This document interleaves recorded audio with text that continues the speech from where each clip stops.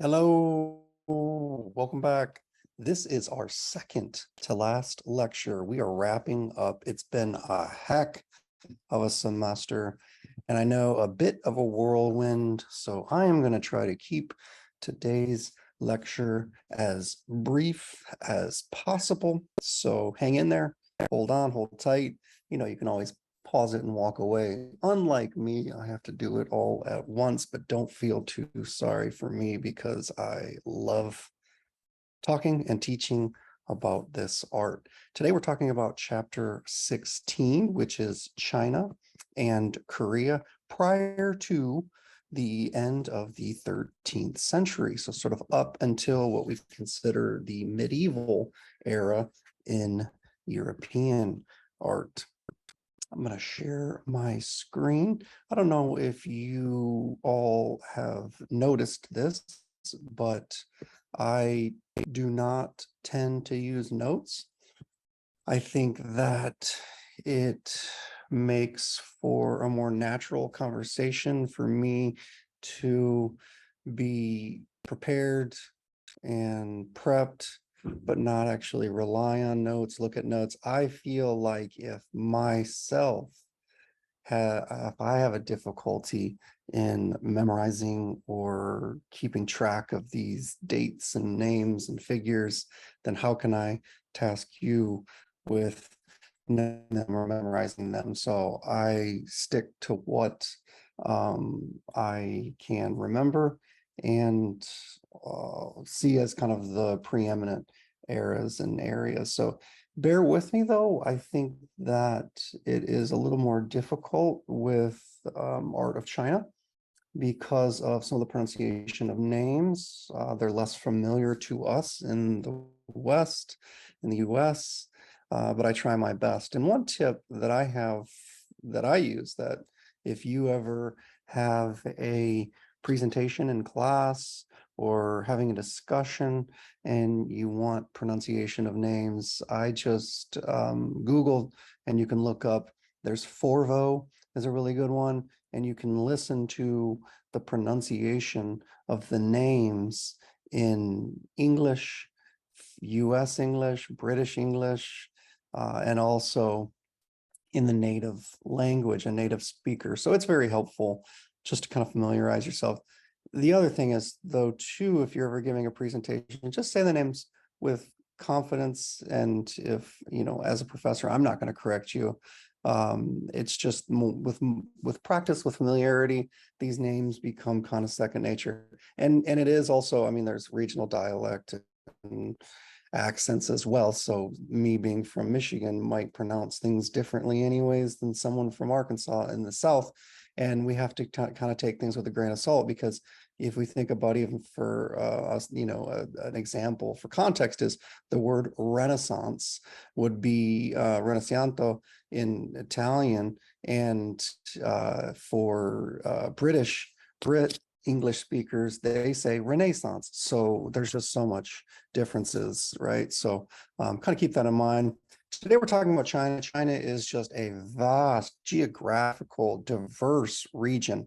We have Manchuria to the north, Mongolia to the north. There were sort of warring factions. The Great Wall of China started during the reign of Qin Shi Huangdi, the first true Chinese emperor, the primary emperor, and it was meant to hold out the Mongolian influence, but it was only so successful. And then eventually, with the Han and cultures later, you have Mongolian forces that occupy and later become Chinese and Chinese culture. So you have Tibet, the West, and to this day, Tibet is in difficult relations with China. You have Taiwan to the west, Japan to the west, Korea, which we'll talk about today as well, the west and the north, and Russia.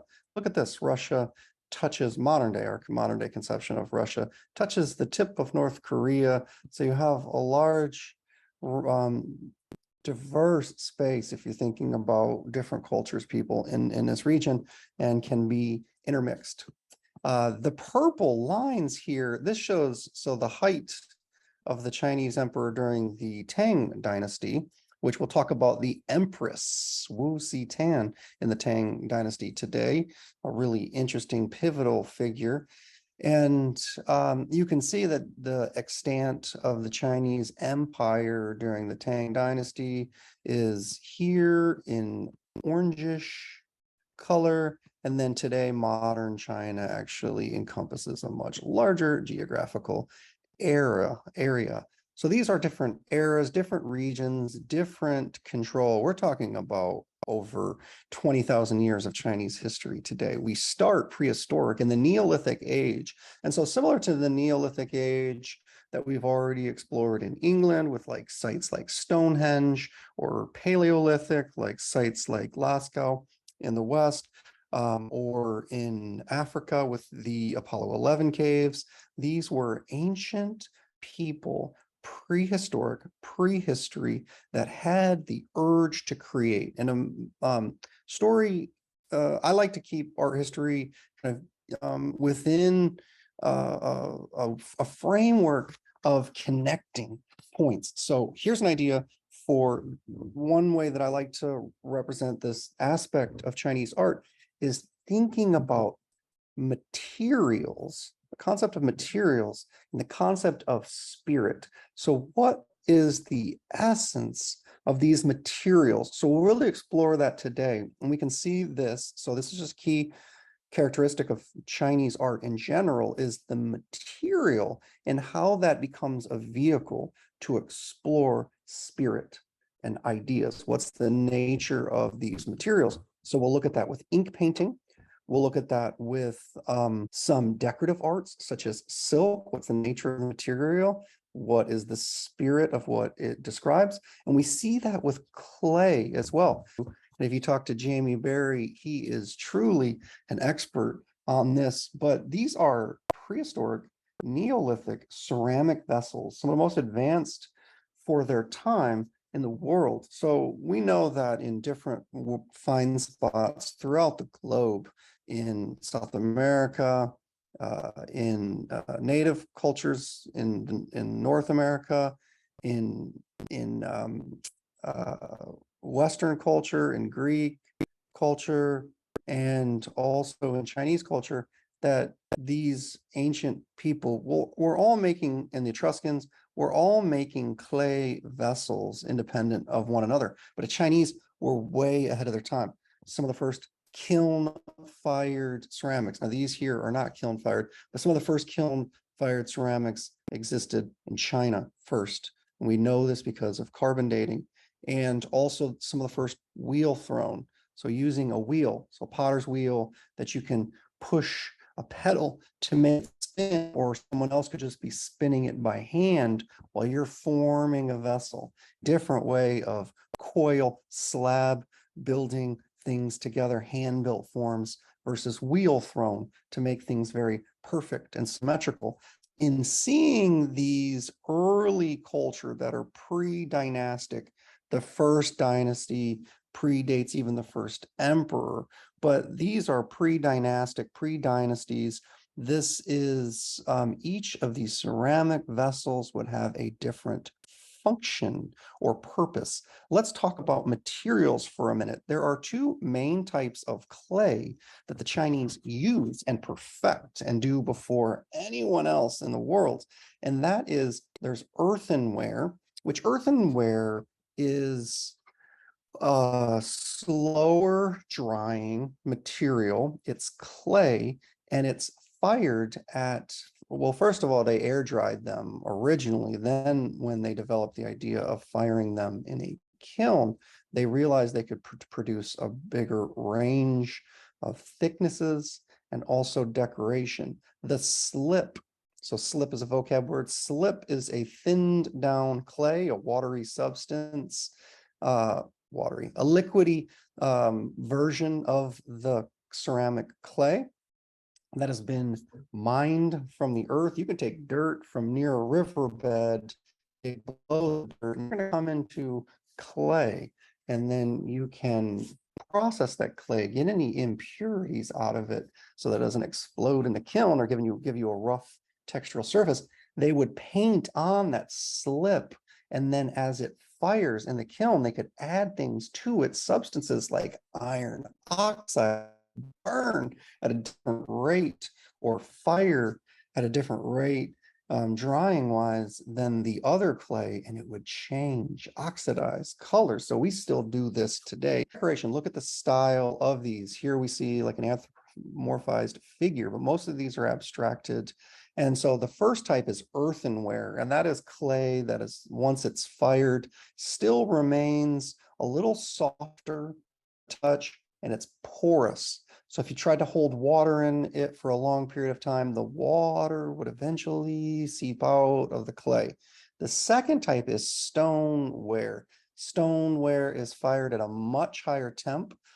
The Chinese were able to devise a method to burn at really high temps, could get different clay features. So think about materials, think about the spirit, and how they could then turn this clay into something very hard, not porous. Water is no longer allowed to seep through it, and that is called stoneware. And this here predates the example of porcelain, but porcelain is a white-like clay that once fired can become very durable and hard and beautiful. Porcelain is an example of stoneware. Did I do okay? Did I do okay? Like I could have Jamie fact checking me. Clay, remember I'm 2D artist, so clay is a little bit outside my wheelhouse, pun intended. But I want you to be able to identify the difference between earthenware, stoneware, and some of these key concepts like wheel, hand built, so it's kind of additive, right? And also the concept of a kiln, right? What that is. So some of the vocab. This is the Shang dynasty that is also pre-emperor. So this is really early. This is the 12th century BCE. Wow. 1,000 years. This predates the Greeks and the Mesopotamians using metal and doing bronze casting by about 500 years. Is just incredible. And they're finding even earlier examples of bronze. And for the longest time, this is the Shang dynasty, and it is part of China. This is Anyang, and you can see, let's see, Anyang is here. This is part of the Shanxi area.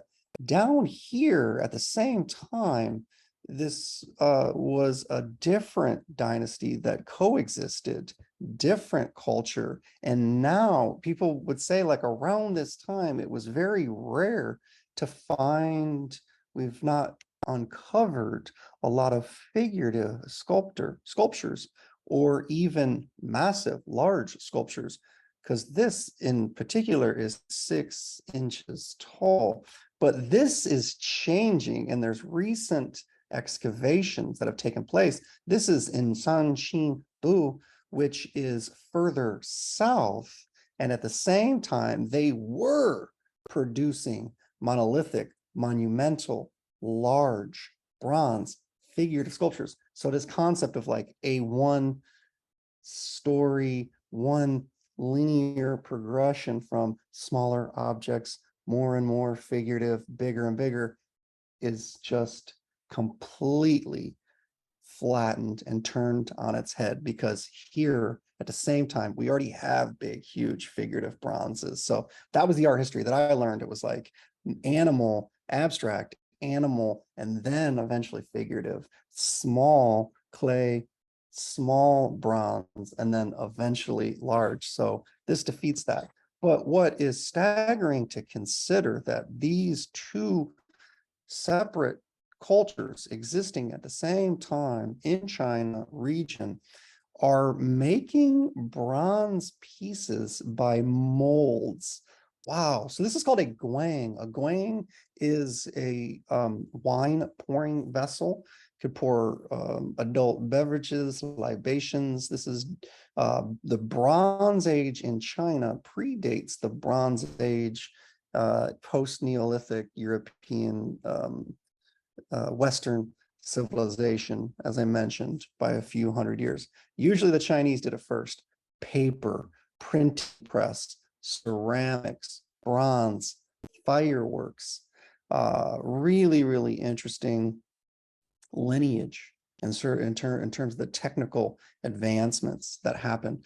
But key to think about is the Greeks were doing this with the lost wax process. So they would make a clay form, and then they could put, and then mold, model it however the thing was going to look like a figure, and then coat it in a thin wax, put another shell around it, which could be plaster, it could be clay, and then pour molten metal into the top. And as the hot metal goes in, the wax melts out the bottom, and it slowly cools, and the metal replaces where the wax was. The Shang were doing with this Guang a process using molds, no lost wax. So these are piece molds. So this would probably be in 4 sections. The cup part would be in 4 sections. This anthropomorphic figure on the top would be the lid, would be cast in 2 parts. And imagine kind of like a shoebox filled with clay. And then you work into that clay reductively, subtractively, similar to the cylinder seals. Kind of the opposite of what you see is what you get. They would be working in the negative, and then would pour metal into that in sort of a foundry process, and then put those 4 pieces together, weld them together, and then fine tune any detail that needed to be polished. It's just staggering to consider that they were able to do that or this using molds. This looks like, to me, it looks like Wreck-It Ralph with the hands. This was possibly holding votives as a burial or a burial marker. Just a really interesting figure, elongated, similar to some of the European medieval art that we saw on Romanesque and early Gothic architecture. So the figure becomes large and looming, and perhaps apotropaic, like the hair standing up and the eyes bugging out, the hands larger. You kind of have to wonder what the story of the narrative that the artist, the designer, was trying to imbue here with this. This is a cultural sculpture from Shangxi Du. This leads us into the Zhou dynasty, which is pre-dynastic. The Zhou dynasty is some of the first to really have a unified cultural style and language, organization. I mean, today there are numerous dialects that are spoken throughout China, and even more so in the early pre-dynastic periods, there was not a consistent. But so with the Zhou dynasty, you have more trade between these separate geographical areas. So later in the Tang dynasty, we see this area with the Zhou, and then later with the Qin and the Han dynasties, we see a consolidation of, this is Hunan province, Sichuan province, in the north here along the Yellow River. This is kind of where we see the cradle of Chinese culture starting, centered along the capital, the early capital, and the Great Wall of China here. It's just amazing and staggering to think about. But one of the characteristics of the Zhou dynasty is a sense of spirituality, of health, wealth, and prosperity.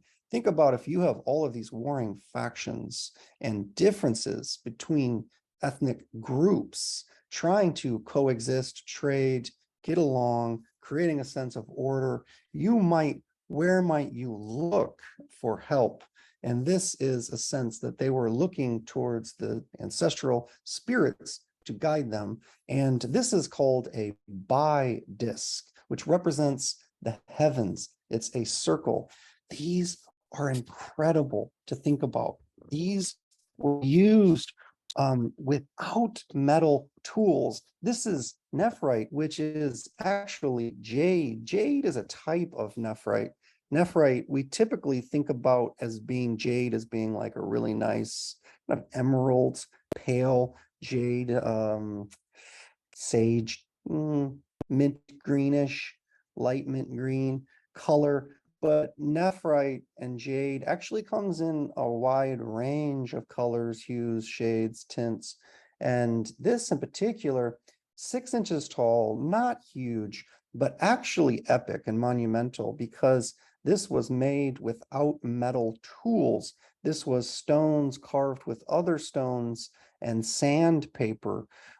These discs have 2 circles that have figurative elements. Sometimes they have figurative elements. Sometimes these bi discs, which could be worn like jewelry around someone to give them health, wealth, prosperity, to offer up like a prayer to the cosmos, to the heavens.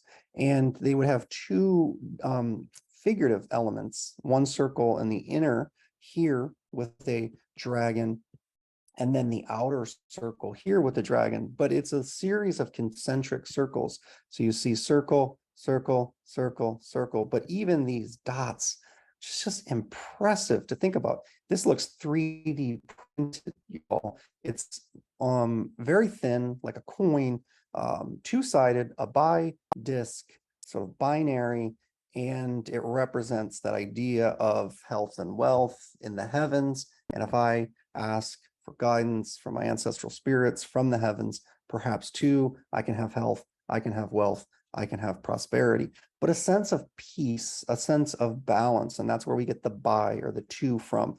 So think about this grid, just like I imagine an artist, like if I were creating this, what would I do? Well, like, yeah, we could just 3D print it, but think about the aspect of carving this, right? Taking a stone, a thick stone, like a slab, and carving it thin. And then having a design which probably you would have a pattern, a template that you drew first, and you could use and reuse that. But lining this up with the template, basically chipping away at the stone, removing some of it and some of these voids. Like, can you imagine chipping away at this and hoping not to break that foot off, or some of these tendrils here to the dragon? Ugh, so delicate. And then the dots itself, to draw those dots on there and to slightly carve in relief around it is just staggering. So sometimes we think about monumentality or epic sculpture or epic art as meaning that it has to be huge, like the Bayeux Tapestry, which is like 200 plus feet long. It is epic, and it represents an epic narrative, like a telling of William the Conqueror, and it talks about the Battle of Hastings and Westminster Abbey and divine providence of the king.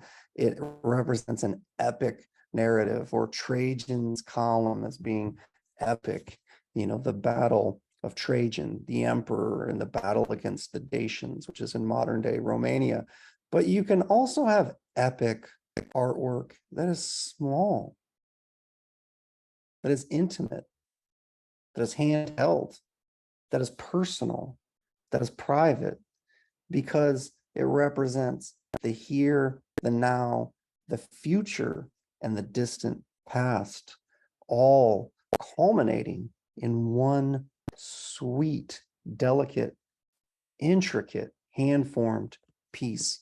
This leads us to the Qin dynasty, where we actually get the name China from. The Qin dynasty is started from the first Chinese emperor. So we talk about these empires as being dynasties, and we even had some dynasties before, but this is kind of considered the first true Chinese dynasty. And it is led and started by the first emperor, and that is Qin Shi Huangdi, or also known as Shi Huang, because Qin is China's first emperor, Emperor Shi Huang, or Qin Shi Huangdi. That's a mouthful to say, but with practice, you do pretty well. China is, again, a volatile region geographically, politically, and it has been for millennia. But what Emperor Qin Shi Huangdi was able to do is coalesce and organize a large group for his military, and also was really interested in culture. This is, the Great Wall of China is significant and is known as one of Qin Shi Huangdi's masterpieces. And like, it's on par with like Hadrian's Wall or the Pantheon or the Parthenon and Pericles. If you think about Pericles and his ability to organize, or Alexander the Great, or Darius from the Persian Empire, Qin Shi Huangdi is that for China, military might, but also an ability to not just control, but to lead and to inspire. And this is one of the most epic and significant. This was discovered in the modern era, in the 20th century. This was where Qin Shi Huangdi was buried. So the Chinese believed in an afterlife, and they believed in being guided into the afterlife, similar to the Egyptians, and that you needed to be protected, just like Qin Shi Huangdi needed to be protected and have an army and a military surrounding him and doing his battles for him in life. He needed this in death as well. So think about the materials and think about the essence. That's the story. That's the narrative that I want you to consider today. Think about the materiality of this. And there are thousands of these terracotta, so clay, that figures that were made out of molds, but yet thousands of these emperor soldiers have been excavated in this burial site. This is where Qin Shi Huangdi is buried in his palace. He had a living palace and he had a palace in the afterlife. They were guarded. So the bodies were all molded from about 20 or 30 different variations, but the faces are all personalized. And this is the force that would protect Qin Shi in his afterlife. Just beautiful and brilliant. And today there's a museum around it. You can see there's people back here going around. I actually have a few of these figures. Come visit me in my office sometime. But come by my office sometime. Second floor of Elephant, 233, and in it I have some, and I have one of these. I have a few sculpture recreations of the terracotta warriors of Qin Shi Huangdi. So come visit me, come visit these. And really interesting. They are beautiful. So it used to be the only place that you could see these. There's only a few that exist in museums. Okay, so the only place that you used to be able to go see these is in this actual location. This is the capital. This is the palace in Lingtong, China, part of the Qin dynasty. This capital has moved numerous times, but this used to be the only place that you could see these. It's interesting that even though they combine these different parts and used and reused different elements, and these are life size, so these figures, you would stand eye to eye if you saw these. They also had some bronze horses and chariots and armor or weaponry, but most of these figures and even some of the animals are earthenware made of clay. It's interesting to think, what was the intention? Now, I know that it is an army, and this army is supposed to protect, but how did Qin Shi Huangdi think that if his afterlife was in danger, that these terracotta warriors could protect or guide or fight for him in the afterlife?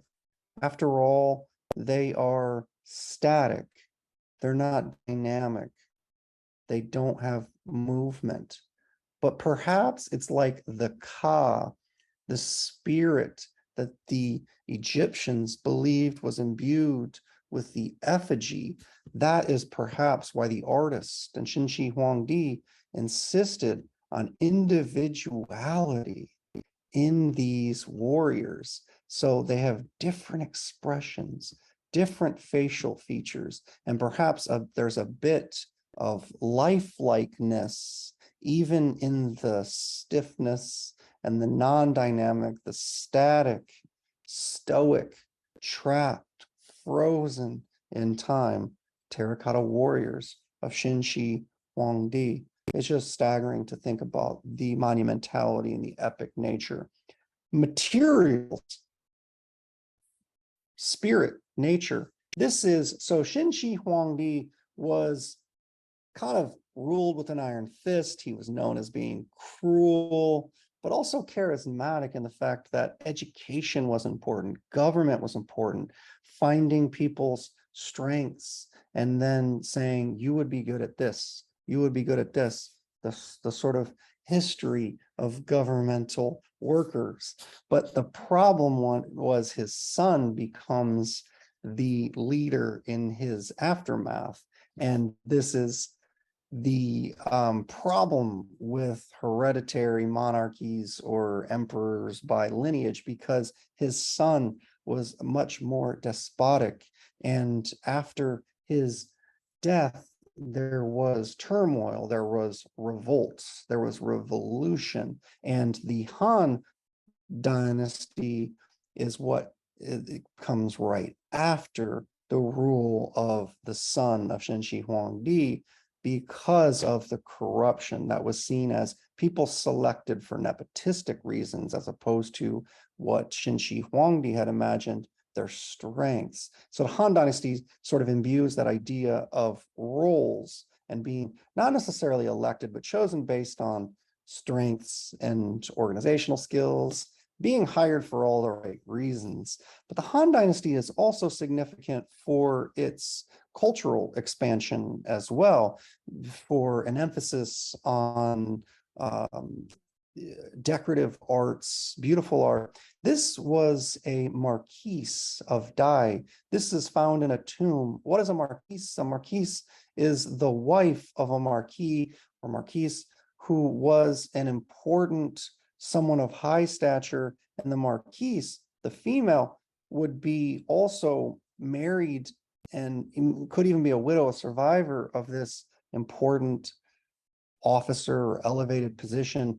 This female would have important political power as well. And so this is a funerary banner. I think sometimes we look at these and think, oh, you know, like Japanese kimono. Well, that form derives from this T-shaped representation of heaven and earth, which is interesting because in Western culture, if you think of the sign of the cross and basilicas in Roman and Greek tradition of a Latin cross, horizontal lintel, vertical post, there's a similarity in form. So this was the funerary banner of a tomb, and this was a wealthy person, a marquise of Dai, and we have written language at this time, so we can read a narrative about who the Marquise of Dai was and her importance historically. She was written about, and if we zoom in,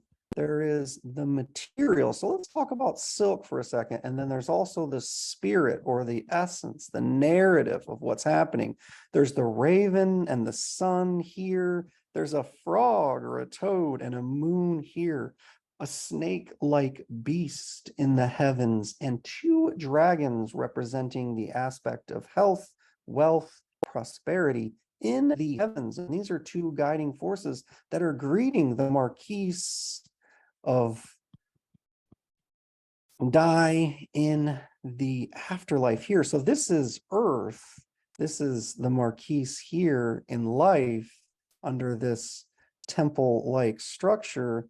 a peacock as a sign of life, the afterlife, these twisting tendrils of the snakes creating, what's this? A bi-disc here, and then a meeting of the death. So this would be the attendants of Marquise of Dai. And then here are two figures greeting her in heaven.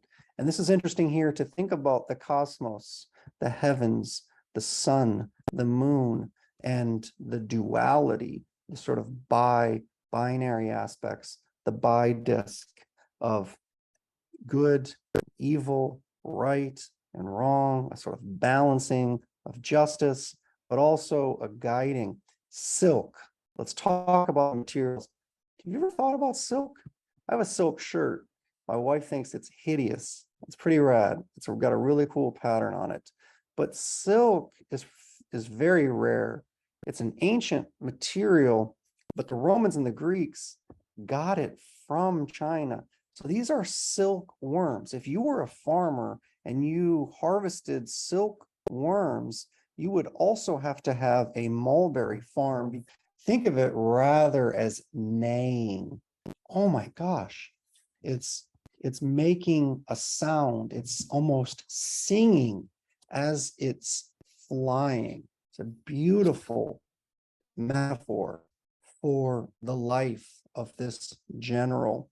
And it's not uncommon for generals in Western tradition as well. If we think about the general of Marcus Aurelius, who is both general, a lot of different cultures have signified a general or a militaristic leader with that of a horse. Because think about the ability to domesticate a horse, to be on horseback, to be able to tame that beast, but metaphorically, you're able to, as a governor, as a general, you're able to tame the beast that is the people, your warring factions, your enemies, even your own troops, you're able to organize. And so I think there's this sort of earthly and heavenly metaphor. If I were writing a historical analysis, the problem with what I just said was I said, perhaps, stated as fact. I think this. I don't even just need to say I think. You know it's what I think if I'm saying that this is an interpretation. We don't know for sure, but that's my theory. This is another example of a sculpture. So even though it's on paper, this is actually a sculpture, and it's a sense of monumentality and materials. This is from the Wu family shrine. So this was an important family, and we learned a lot about the Han Dynasty from some of these sculptural reliefs in tombs. And there were numerous stones in this tomb where the family shrine, the family kind of temple where they were buried and interred. And so this is a rubbing. This is a thin piece of paper that is placed over the stone carving in relief and rubbed with a piece of charcoal so that the design, the raised area transfers. So that's a rubbing to the paper. And this is a epic story of the famous archer Yi, who, when we're looking at this, we can actually see the emperor, and we can kind of see a sense of hierarchical scale. Look at the importance of horses and the military with chariots and horses. And here we see the emperor inside of a shrine and leaders gathering to talk to the emperor. The emperor is bowing down, and yet these two figures are bowing down even lower than him.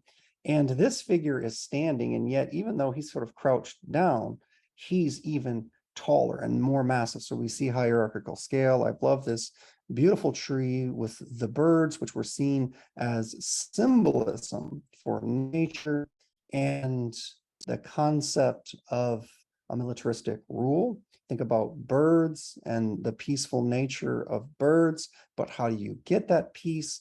How do you exist bird? How do you get the idea of birds existing, cohabitating together peacefully, flying, freedom, but by the behind the scenes squabbling and leadership, but from a distance, we would see these birds just peacefully coexisting. So here we see the Han dynasty organized by the emperor, and it seems to be existing in peacefulness, but at the same time, there is that potential for force. So the bird and this tree is a beautiful metaphor for that. Here we see two peacocks, again, life, afterlife. And this is that famous archer Yi, who it was getting so hot. It's hot, right? Global warming, it's hot. Well, during the Han Dynasty, they were experiencing a similar shift. And this is like an epic narrative, a legendary myth of the archer Yi, who this heat was a result of these 9 extra suns. And we can even see an example of the sun here with the raven. And so we see birds, we see the extra suns, and the archer Yi, who is shooting down the extra suns to bring some relief. We need that here. We need that now. We need someone to knock down the sun. 6 dynasties. This is after. This is a short dynastic rule, different groups ruling. The Han dynasty is also when you have a great expansion of Mongolian influence as well. So you have Genghis Khan, the influence of Genghis Khan coming in, and at first the indigenous Chinese were able to battle them back, but then a successor of Genghis Khan, Kublai Khan, was successful in his military conquest of China. And later, with the Han dynasty and the spread in the Tang dynasty, you have a burden, appropriation of Mongolian and Chinese influence becoming one. So they're intermingled, intermixed, and become instead of a duality, more of a homogeneous culture. Homogeneous was the word I was looking for. This is the meeting of the 2 Buddhas. And so this is really cool. This is a Buddha that existed prior, the ancient Buddha. And this is Shakyamuni, who would have been a contemporary Buddha, meeting that earlier Buddha, Prabhutaranta. Prabhutaranta was the earlier, and anytime that Shakyamuni would come and talk about the devout lotus teachings, then also Prabhutaranta would come and show up and preach alongside Shakyamuni. And so it is a beautiful connection of the timelessness, the expanse, the lineage, the sense of spreading and continuous nature of Buddhism as being, we can recognize shifts and changes, but also the sense that this has always been around. So 2 different Buddhas existing in 2 different times and places, uniting. And when Shakyamuni would talk about the lotus teachings, then the other Buddha would appear. We see 2 nimbus flames that are like mandorla body halos wrapping around the 2 Buddhas, a secondary head halo behind their heads, a lotus. See the lotus? And I love the fact that flame here has this pointed arch to it, similar to Gothic or Islamic arches. And the robe, I would say, is definitely stylistically echoing that shape, flame-like, but also lotus, the tip of a lotus flower-esque. And we can, in art, we have to assume that nothing is accidental.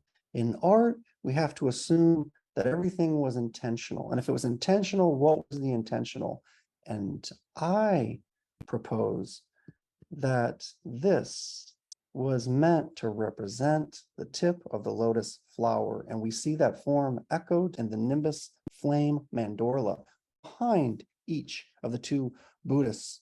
So you can see how the Buddhist art changes and shifts in different regions as it spreads, thanks to the Silk Road.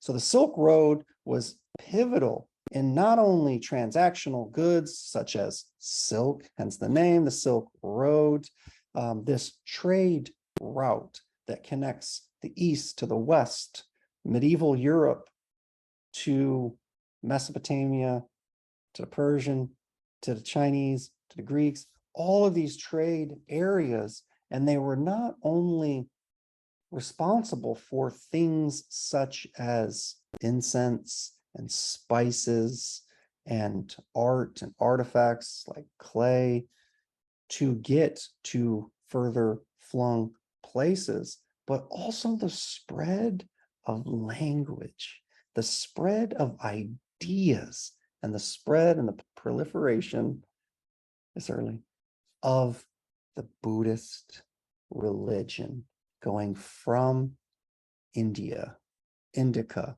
of Indus to China. This takes us to the Tang Dynasty. Wow, the Tang Dynasty is remarkable for the use of materials and the codification of law and rule and the governmental control of the emperor, but also of culture, of understanding. This is where this idea of culture even comes from, that there would be a respect, that there would be a value embedded with those who create. So during the Tang Dynasty, we have some of the most important painters that emerge from Chinese history, some of the most important and beautiful poets and poetesses, beautiful poetry, literature, stories that emerge, language used in a way that's very lyrical, not just to describe something, but to enhance. The words themselves are meant to be studied and appreciated.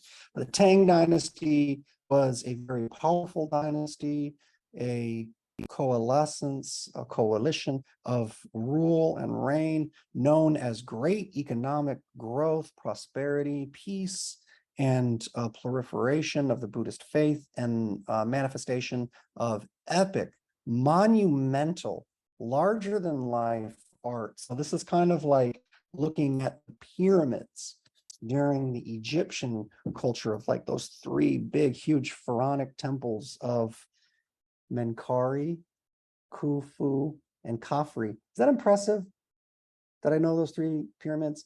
I don't think it's that impressive. So I'm just an old dude and learned a lot of things over the course of my lifetime, but I also really love art history. I mean, I could probably kill it on Jeopardy. I should be on Jeopardy someday, because not only do I know quite a bit about art history, I just love it. There's so much more about art history that I don't know, but the little that I do seems like a lot, right? But if you play trivia night, you want me on your team, because I'm really good. I'm really good at trivia. Like if I'm on a team, I win. I've won a lot of trivia nights. So, but this is the sort of epic, monumental nature of these Buddhist sculptures that are part of the Long Men Caves. Now, I had you as yesterday's participation or attendance, 2 days ago, Monday. When did the Gothic architecture, look up a Gothic church on YouTube, get a tour. And some of those are so cool because I can go without actually having to go, because this is in Luoyang, China. I've never been, but I can feel like I've been, because on YouTube, there are amazing drone tours of the Longmen Caves. So the reason I mention this is because I think that there is an understanding of seeing an image or seeing someone talk about something, but to actually be there. There is no substitute for being there in person. But a close second is looking it up on YouTube and just typing in Longmen Caves. It's worth a Google, trust me. Look up the Longmen Caves, do a little tour of it, and see these. There were hundreds and hundreds of these caves along this river on either side. This is an important holy site, many monumental Buddha sculptures, but these were caves that were like little temples dedicated to the family's faith. And the more important you were, the more cave you could afford. And they would carve these out, not too dissimilar from the Ajanta caves, but they would carve these sculptures directly into the stone. So they would make a grotto and then carve the sculpture like this one here into that space. And you can see if you weren't as wealthy, if you weren't as important, you had smaller ones. The smaller ones were higher up and you just couldn't afford as much. But you would still have a place in the Longmen grottos or caves. It's just amazing. It's beautiful. It's staggering to think about that some of these were very quickly carved too over the course of months or in some cases years, as opposed to like decades or hundreds of years. It's just really impressive to think about. A very important holy site, and many people go to this day to see this. But you can imagine even in the 7th century during the Tang Dynasty, how this would have made people from all over come and see these essentially altars to Buddha. And this is Buddha and his disciples. So this is a representation of the Vairocana, or the cosmic Buddha. So not the historical Buddha, but we see attendants and other Buddhas and bodhisattvas.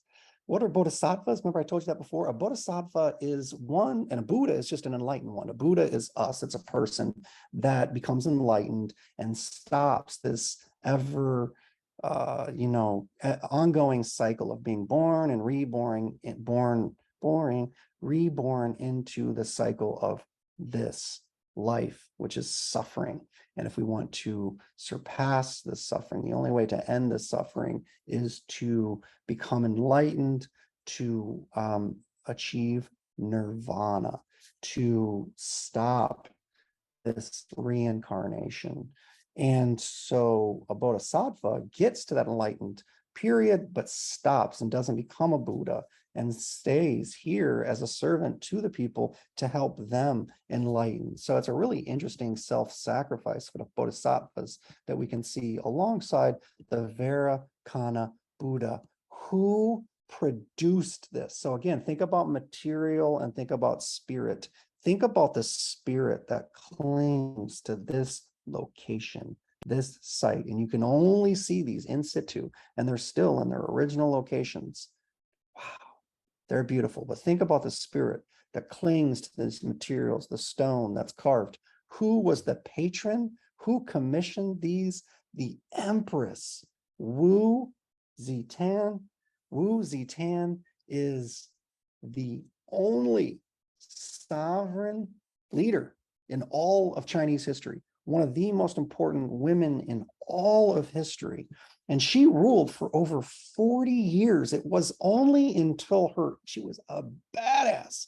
So she was the concubine, the mistress of an emperor. And when that emperor died, she married his son, one of his sons, who became really important. And then she became the head mistress, or the head concubine wife, the biggest honor. And when her husband, the son, who was younger than her, died, she proclaimed herself emperor. She was very powerful. She had political power even when she was just the concubine to the former emperor, prior to her marrying the son of that emperor. Wow. She is a major force in history and Chinese culture. She produced, and it was only she was fierce.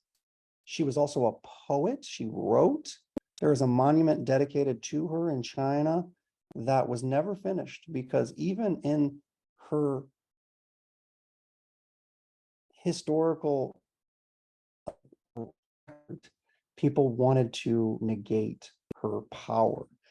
But she was a poet, she was wealthy, she put that money into this and producing other cultural pieces. Can you imagine if wealthy people today, whether they're elected leaders or former leaders that are very wealthy, or like CEOs of heads of companies, instead of like spending money on trying to like shoot themselves into space or shoot themselves down into water or the ground, if they spent their money on art instead, can you even imagine what shit we could create? We could make Vairocana Buddhas today. We could make Trajan's column today. We could make pyramids today. We could make the Renaissance was funded in Florence by the Medicis, wealthy merchant banker family, who said our money should benefit the public and not just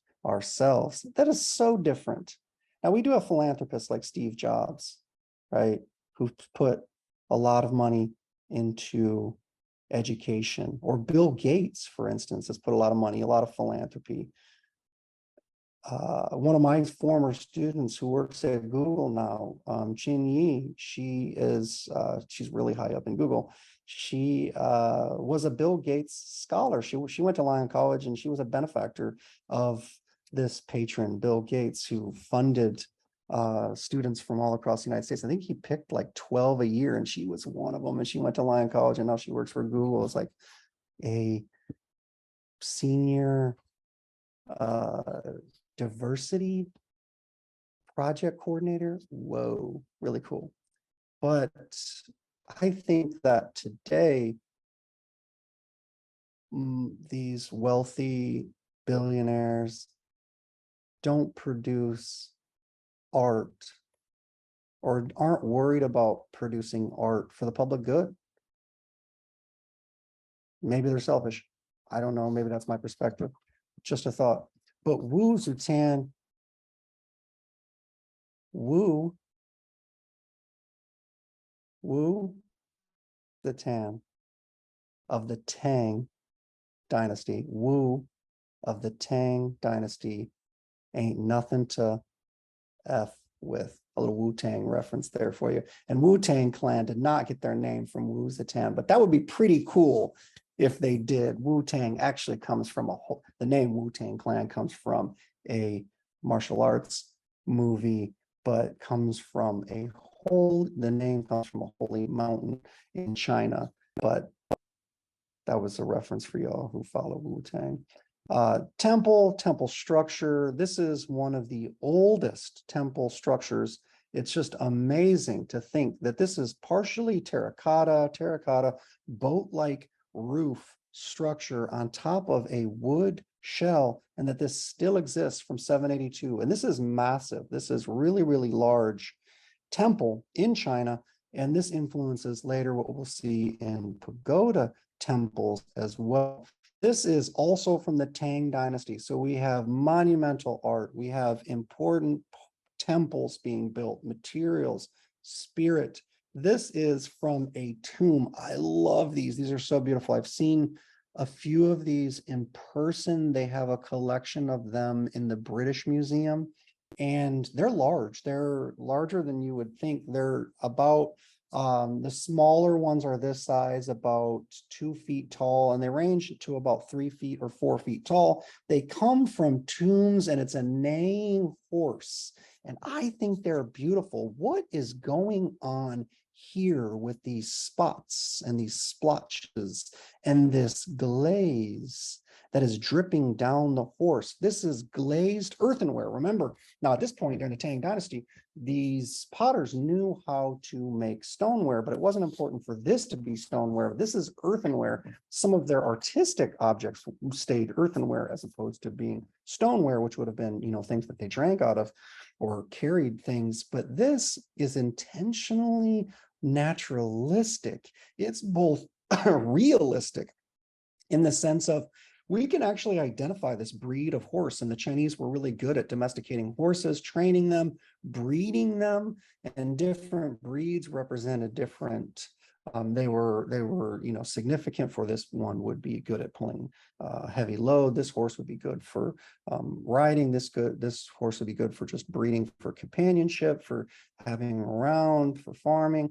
And so we can identify the breed because of the naturalistic, realistic nature of this ceramic sculpture, but also it's expressionistic in the sense that look at the grimacing mouth, and it looks like it's in pain like the other one, but it's mainly just trying to tell us that there's a sense of like kineticism, and it's moving, its mouth is moving, and it's expressive, and those drips, it's like, oh shit, oops, I dripped the glaze. No, that was intentional. If you see a lot of these Tang Dynasty horses, and sometimes they were attendants or servants or concubines that would be buried with the tomb of the important person as a kind of friend or guiding spirit with them in the afterlife. And these horses that you see a lot of times would have these drips, and almost like the glaze was splattered or spattered on, like Jackson Pollock, like really abstractly and beautifully. As I mentioned, art is never accidental. We have to assume that it's intentional. And what is the intentional, but combining the classic nature of the horse as representing what this animal is, but then also the decoration on it representing our spirit and the spirit of the horse that kind of goes beyond just a portrait of it. And I just think these are beautiful. These are amazing. The Sung dynasty is one of the most important for a proliferation of the visual arts. And we have the Northern Sung and the Southern Sung dynasties. And this is an important period, again, of there was a rivalry and some civil unrest, but an emphasis on culture, on refinement of art, poetry, painting. During the Sung Dynasty, we have one of the most important painters is Fan Quan, and a lot of these ink painters would work for the emperor. They would be part of the dynastic emperor's court, but Fan Quan himself was a Taoist, which is different than the Buddhist faith, and he believed in nature as a guiding and educational force. And someone even asked him once, who was his teacher?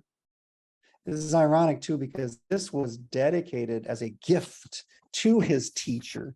And his teacher was his teacher, is literally who taught him how to paint. And someone asked him who his teacher was, and he said, nature was my teacher. That's an insult. Like if y'all are my students and you someday get famous, like please give me just a little bit. If I deserve just a little bit of credit, give me some credit so that I can be famous because you're famous. Some of the first things we think about when we think about Chinese culture come to us from the Sung dynasty. So a large period of time organizing a large area of China geographically, but this is Fan Quan painting with ink on silk, watered down, diluted ink. And how did they make the ink? Thinking about these materials again. So ink is burnt. Ink is almost like charcoal. So basically what you do is you have a lamp and you're burning oil with that lamp. And then if it has a glass vase surrounding it and a hole at the top, it basically burns. And you can collect that soot and add glycerin and water to it, and then you can paint with it. So it's like lamp soot that we make into a fluid medium. Has anyone worked with ink before? Has anyone painted with ink before? It can be difficult. What are the pros? Well, it gets a really beautiful graphic mark when you paint with these bamboo brushes. But a con is you really can't make any mistakes because you can't erase. And this is on silk, which remember, silk is so expensive expensive to produce because it's labor intensive and so much goes in to the production of silk and cultivating those raw materials and turning it into the beautiful processed silk piece.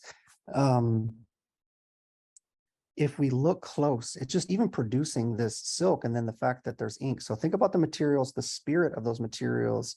And if we look close, there is actually architecture. Ooh, it's like a Where's Waldo in this. And if we look even closer, there's people in this right here. There's travelers along a road. And Fan Quan was kind of a recluse. He was a hermit. He was kind of a curmudgeon, didn't like to be around other people, but he loved the beauty of nature and he wasn't trying to represent a particular place. In Chinese art, particularly in the Song Dynasty, you weren't trying to say, this is this mountain, like this is Mount Everest, or this is Mount, Fuji, that's in Japan. But Mount Kilimanjaro, this is representing the idea of a mountain, the spirit of a mountain. And I love how he gets this rough bumpiness, the outcroppings of those little rock formations and this water that appears to be trickling down here. He was able to do this because he would allow the brush, instead of coming to a tip, as it was drying out and there was very little ink left on it, saturated, he would just press it onto the paper and allow those individual hairs of the brush to leave a little textural mark. So innovative and inspiring to other ink painters that came after Fan Quan. And this mistiness here, where you have just a diluted ink with just a subtle sense of value and grayness, that's hard to do. That's hard to do in drawing or painting, let alone with ink.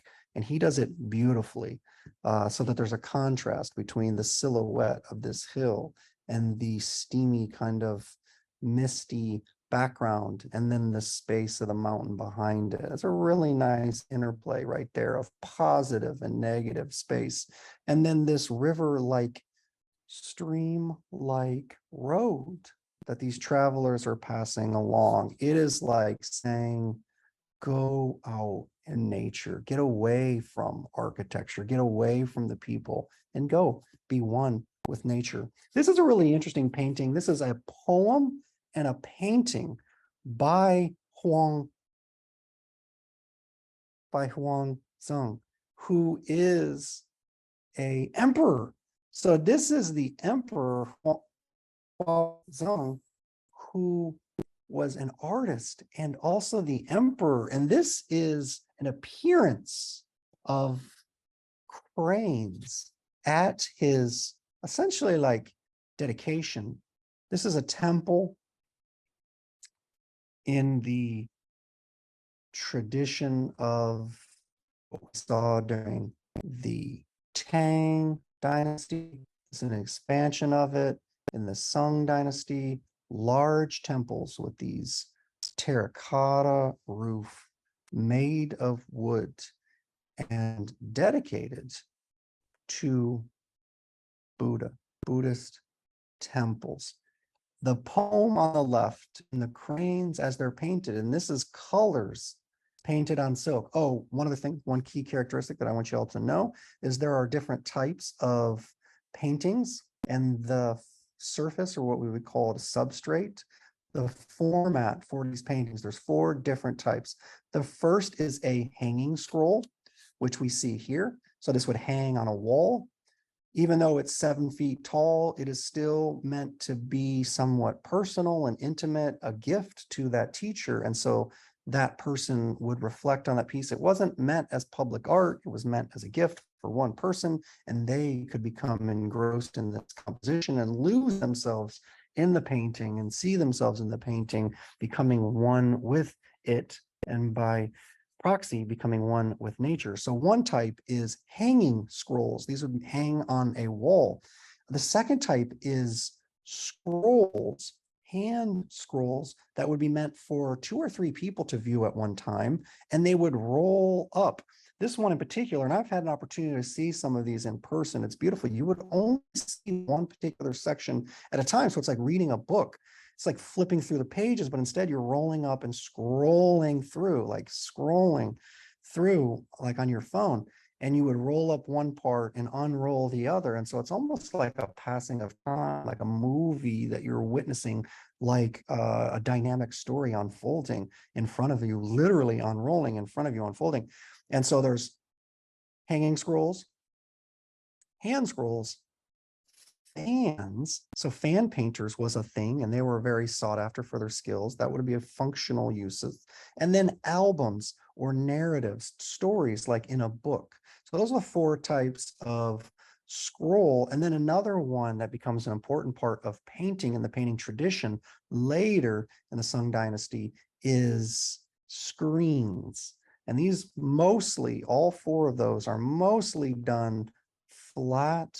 Sometimes they're done on walls, but or pages in a book, like an album, mostly on silk, sometimes on walls, sometimes on screens, and sometimes on paper. And remember, the Chinese invented paper prior to the Egyptians using papyrus as reeds. They actually made fibrous paper in China out of plant material prior to anyone else. So this is about 2 feet tall, and it is about 5 feet long. So it would scroll up and roll out. So even though only a few people saw this, the emperor made this. That is so cool. Can you imagine Biden painting and writing poetry in his spare time? Can you imagine Trump painting or writing poetry? Oh, to think about an emperor, the important leader, saying poetry. And some people say he took too much time writing poetry and not enough time being the leader, but only a few people would see this.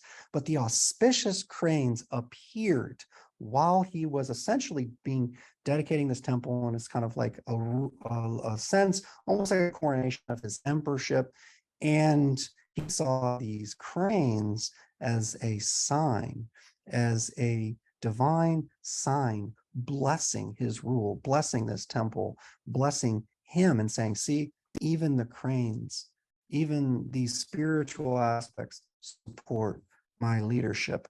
And even though only a few people would see this, this was essentially propaganda and beautiful painting with color on silk.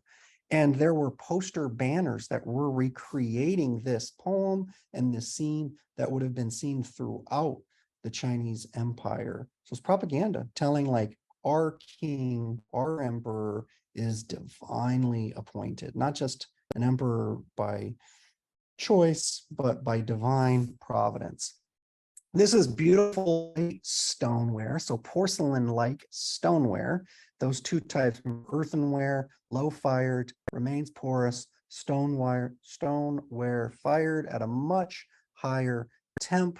Think about the material. This has like a sgraffito, and sgraffito means it's almost kind of like graffiti, but it's scraped, it's inscribed. So a slip was coating this and then fired, and the iron oxide patinaed it and made it black, and then the artist scraped back into this to remove some of that color. And we call this shape the Mai Ping shape: tender, small, delicate opening, a larger top that's sort of like a crown on top, and then a small delicate base that supports its beautiful, this shape. And then on it we have peony forms, so beautiful aesthetic. This is sort of like the preeminent sculptural ceramics that would have been very decorative, and it's the Mai Ping shape. And I want to talk about the Korean for a second. The Korean, just one bit, because I'm running really long and I apologize. Sorry, not sorry. This is good stuff. Really, really interesting. And a lot of you early in the semester, when we did that syllabus response, a lot of you said you were really interested in learning about the Chinese art. So boom, here we are. So the Koreans around this same time are known for these massive royal kilns and ceramic kind of not quite factories, but workshops where this what's called Celadon glazed vessels were created. Very, very famous. And there's a patina and almost like a little like halo around each of these. And again, flowers. So, and cranes here, cranes and flowers and lotuses as being representative of a sense of spirituality, nature, interconnectedness, and this form of where the raised, slightly raised greenware or celadon, beautiful, like this is just some of the most well-respected, well-formed, beautiful aesthetic throughout time. People have looked at these as just amazing, just really, really great pieces, monumental essentially, even though they're small, it's about a foot tall. This is the Meiping, this is the Korean Maebyeong version of that same form, small opening, delicate base, larger, bulbous, crown-like at the top. Similar to a pagoda shape here, and this is based on the idea of a stupa. So now remember, India is where Buddha, historical Prince Buddha, was from and buried in Sanchi at the great stupa. The Chinese had Buddhism, but they didn't have Buddha. They didn't have a stupa. So they created their own stupa. So imagine these temples being dome-like at first and housing effigy of Buddha in it. And you can see that here in this illustration, and then adding layers, successive layers, and 1, 2, 3, 4, 5, 6 layers, but 1, 2, 3, 4, 5 temples in these, which would relate to the numerology. So even though we have 6 roofs, 1, 2, 3, 4, 5, 6, we have 5 vaulted spaces, 1, 2, 3, 4, 5, representing different levels and different Buddhas in the cosmic tradition of Buddhism. And this would be very carefully built and cultivated from wood, very tall. This is amazing. This has been reconstructed, but the structure dates from the 11th century, so 1,000 years old. I mean, this is essentially on par with the Colosseum. Colosseum's about 2,000 years old, but is cement, concrete, and marble and brick. This is wood and terracotta. So the fact that it's 1,000 years old is amazing and impressive. Parts have been restored and rebuilt, but it's an amazing, grand structure. This would be a place of reverence dedicated to Buddha.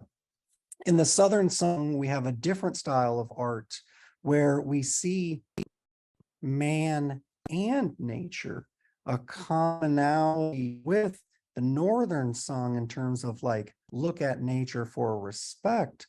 But in the Southern Sung, we kind of see man at the center. So it is an introspection. It's not just look at nature. Let's look at ourselves looking at nature. We see this in Romanticism later. So it is so wild to see this like a couple hundred years prior to the the Romantic period after Baroque in Germany in the 18th and 19th century, when you have man like Caspar David Friedrich, the monk above the monk above the monk at the sea is one by Caspar David Friedrich. I'm conflating two. And the man, the wanderer above the sea of fog, which is very Zen-like, Chan-like, and introspective, just like this idealistic concept of being one with nature. The ink is just, the handling of ink is so impressive. We see a bird here a bird delicately perched on this branch that starts thick and dark and volumetric and gets lighter and thinner and lighter as it goes to the point where it's wispy and almost disappears into the mist, into the unknown, into the abyss. And the last idea that I want to leave you with is Chan Buddhism during the Southern Sung period. This is Liang Kai, and this is a Chan master. The idea of Chan Buddhism is that we kind of think about quietness with Buddhism and meditation and yoga, but Chan Buddhism believes that at any moment one could become enlightened and become Buddha. And this is the moment in which the sixth Chan patriarch, who is chopping bamboo, it's like through these meditations, through these lessons, these teachings, we just never know when that moment is going to strike. So it's said that as he was shaving and chopping down the bamboo, which think about how important bamboo is, it grows very, very quickly. The leaves can be used. The shoots can be used for construction, for painting, and it shows a prominence. But here he's doing something kind of banal and mundane and everyday, but yet that is when the moment of enlightenment happens. Peace. See y'all.